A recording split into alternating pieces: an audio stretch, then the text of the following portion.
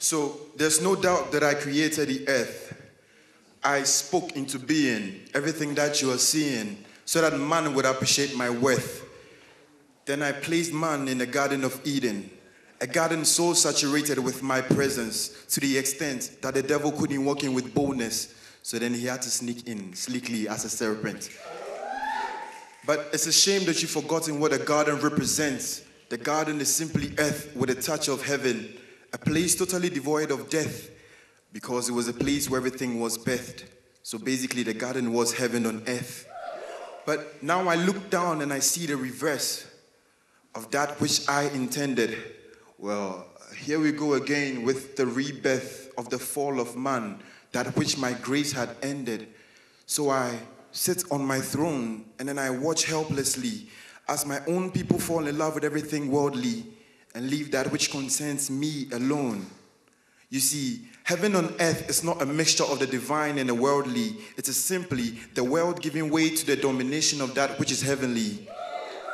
And the church is not a place for the perfect, but the church was placed on earth to correct this.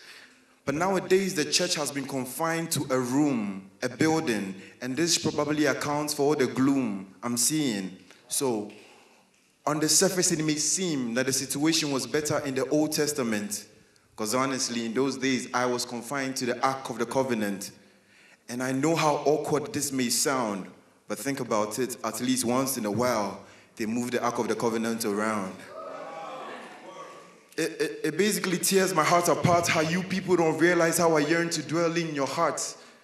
Because those buildings you call churches, they will one day crumble. And that's why I want to make your body my temple. You are more precious to me than diamonds and pearls. So I wouldn't want to see a piece of the world in the church. I'd rather want to see pieces of working churches in the world. See, I hate the lukewarmness that I see. I hate the mixture that is sipping in.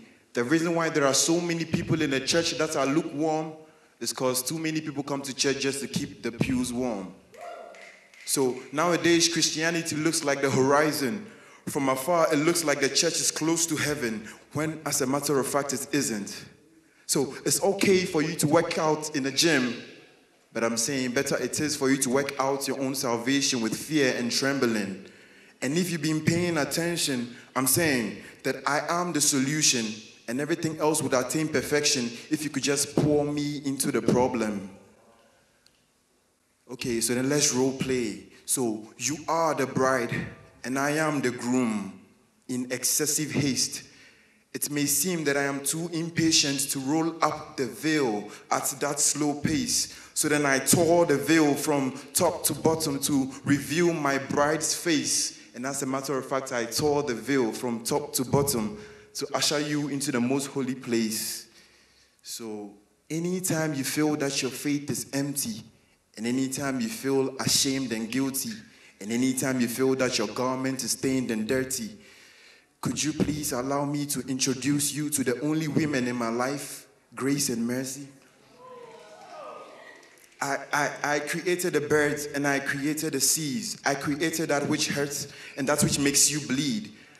I'm the reason why you are sometimes hungry, because I want to be the only one to feed you. It's no mere formality that are sometimes empty, because I want to be the only one to fill you. I'm the reason everything happens. But for me to fully operate on this earth, it's funny, but I actually need your permission. I inhabit the praises of my people, and even though it may seem you are not worth it, but anytime you praise me in this temple, I get off my throne, and then I literally sit on your praises and worship.